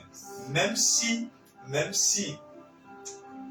la chose ne pouvait pas être disponible là où il se trouvait, Dieu créait les disponibilités pour qu'ils aient la chose maintenant. Vous devez comprendre que la guidance de Dieu, la direction de Dieu, se laisser diriger par Dieu, c'est dire adieu au manque.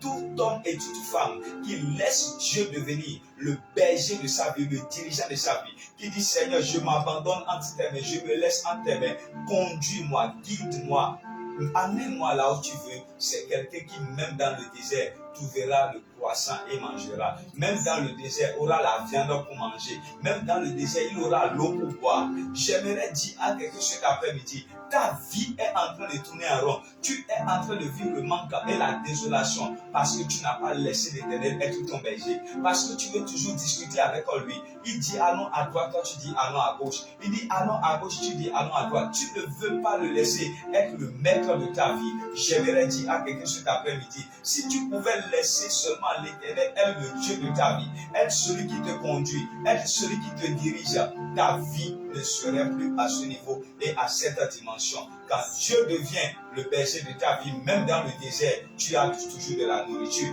Même au temps de la famine, lorsque Dieu devient le dirigeant de ta vie, il ordonne au corbeau de passer te nourrir. Lorsque tu vas te cacher, lorsque tu es en train de fuir, cette femme qu'on appelle Jézabel, la femme de Akab. Donc j'aimerais dire à quelqu'un cet après-midi, laisse Dieu devenir le dirigeant de ta vie. Amen. Laisse Dieu devenir le dirigeant de ta vie. Amen. Laisse Dieu prendre les commandes. Amen. Laisse Dieu prendre les commandes. Amen. Laisse-lui les commandes. Amen. Laisse-lui les commandes. Amen. Et tu verras ce que ta vie sera au nom de Jésus. Amen. Le 10e type d'homme qui ne manque jamais de quelque chose, c'est ceux qui pensent d'abord à Dieu avant de penser à eux-mêmes. Ceux qui pensent à Dieu avant de penser à eux-mêmes. Proverbe chapitre 3, verset 9. Proverbe chapitre 3, verset 9. Honore l'Éternel avec tes biens et avec les premiers de tous les produits. Alors, tes greniers seront abondamment remplis et tes cuves déborderont de vin nouveau. Quelqu'un dit Amen ou bien? Amen. Proverbe 3, verset 9. J'aimerais lire ça dans la version parole de vie. Allons-y rapidement. Proverbe chapitre 3, verset 9. Honore le Seigneur en lui offrant ce que tu as. Donne-lui la première part de tes récoltes. Alors tes greniers seront pleins de grains et tu manqueras de place pour garder ton vin. C'est-à-dire que ici maintenant, lorsque tu mets Dieu en avant, tu auras tellement que tu manqueras même de place pour garder. Vous savez, le fait de ne pas mettre Dieu en avant, le fait de ne pas penser à Dieu d'abord, le fait de manger la part de Dieu, le fait de reléguer Dieu au second rang ou au dernier rang. Toi, lorsque tu as des opportunités, tu ne penses pas d'abord à Dieu. Lorsque tu as des portes qui s'ouvrent pour toi, tu ne penses pas d'abord à Dieu. Tout ce à quoi tu penses, c'est à toi-même d'abord. Moi-même, moi-même, moi-même, moi-même, moi-même. Mon ami, tu ne peux pas sortir du manque. Tu ne peux pas sortir du manque. On dit, lorsque tu penseras à Dieu premièrement, tu manqueras même de place pour pouvoir garder tes bénédictions. Tu manqueras de place pour pouvoir garder tes choses. J'aimerais dire à quelqu'un cet après-midi, je t'en supplie, par les compassions du Christ, commence par mettre Dieu en premier. Mets-le en premier. Mais oublie tes besoins. Oublie que tu as besoin de quelque chose. Oublie ça. Quand tu mettras Dieu en premier d'abord, lorsqu'il te fera le retour, mon ami, tu n'auras même plus de place dans ta vie pour garder les bénédictions. Cet après-midi, je crois que j'ai semé quelque chose en toi. Je crois qu'une parole a été libérée sur ta destinée. Je crois que l'Éternel t'a parlé sur l'après-midi. Pendant que tu es en train de dire Amen 7 fois, que cette parole puisse s'enraciner dans ton cœur. Allons-y, 1. Amen. 2. Amen. 3. Amen. 4. Amen. 5. Amen. 6. Amen. Amen. Amen. La 7e fois, est-ce que tu peux dire Amen? Amen. Je décrète et je déclare dans ta vie, à partir de cet après-midi, que l'Éternel fasse de grandes choses dans ta vie. Amen. Au nom de Jésus, Amen. il y aura un avant, un après dans ta vie. Amen. Ce que l'œil n'a jamais vu, ce que l'oreille n'a jamais entendu, ce qui n'est pas monté au cœur de l'homme, que l'Éternel fasse cela dans ta vie. Amen. Tu vas témoigner la grandeur de Dieu. Amen. Tu vas témoigner la main de Dieu. Amen. Tu vas témoigner les miracles. Amen. Tu vas sauter de joie. Amen. Tu vas crier de joie. Amen. Parce que l'Éternel pourra faire pour toi Amen. des grandes choses. Quelqu'un me dit Amen, on vient. Amen. Alléluia. Qui a été béni, qui a été béni. Arabo, Shadalabaya, Badaba. Andorobo, Santalabush. Ikatalababa. Qui a été béni cet après-midi.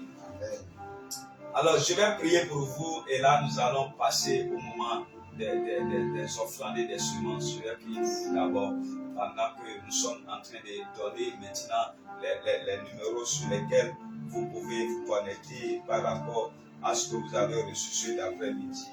Et je crois que l'Éternel fera pour vous des choses glorieuses et des choses abondantes. Amen. Amen, amen, amen. Amen. Antarabo, Shadalabaya, oh yes. Oh yes.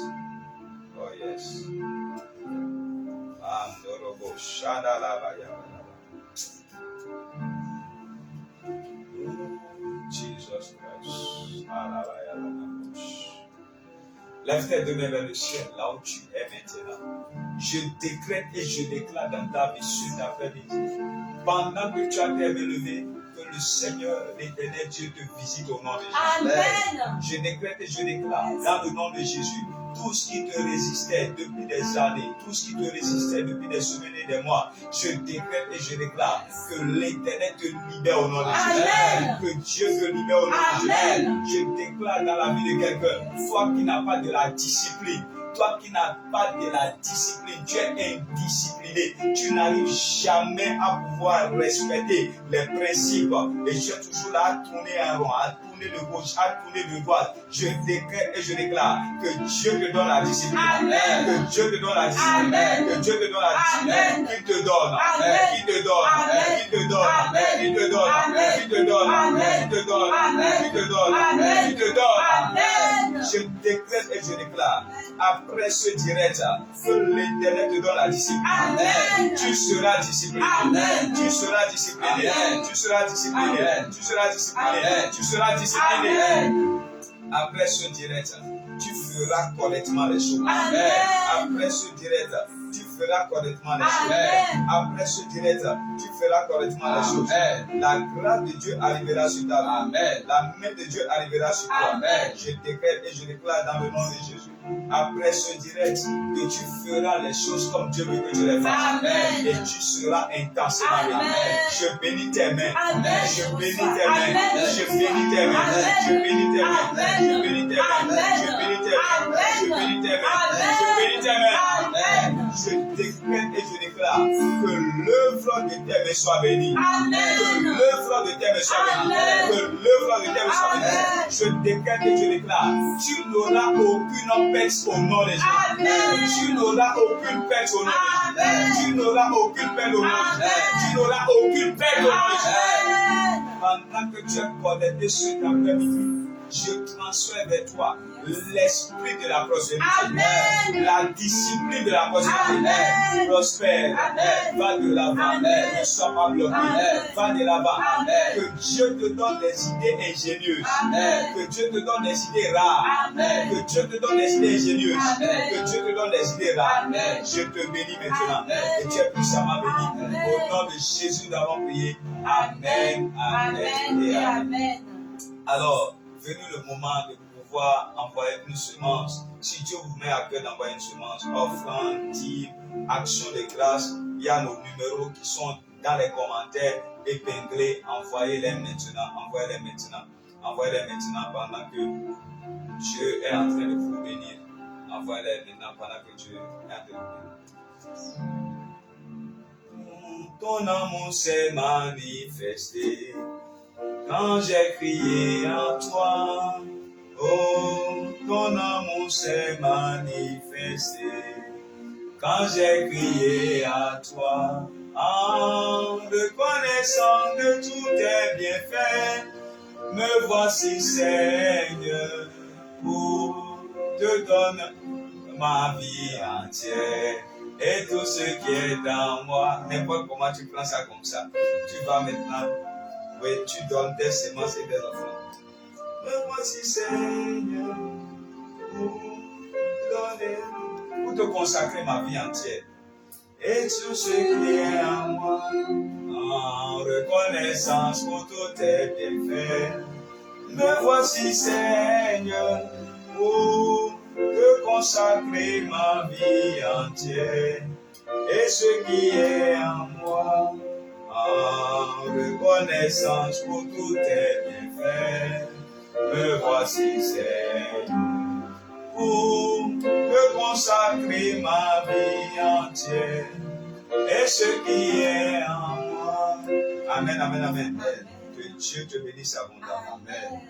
À tous ceux qui sont en train d'envoyer leurs offrandes et leurs semences, le Seigneur vous bénit en retour. Amen. Je décrète et je déclare que l'argent ne finira pas de vos poches. Amen. L'argent ne finira pas sur vos comptes. Amen. L'argent ne finira pas dans vos mains. Amen. Le Dieu qui prospère vous fera prospérer. Amen.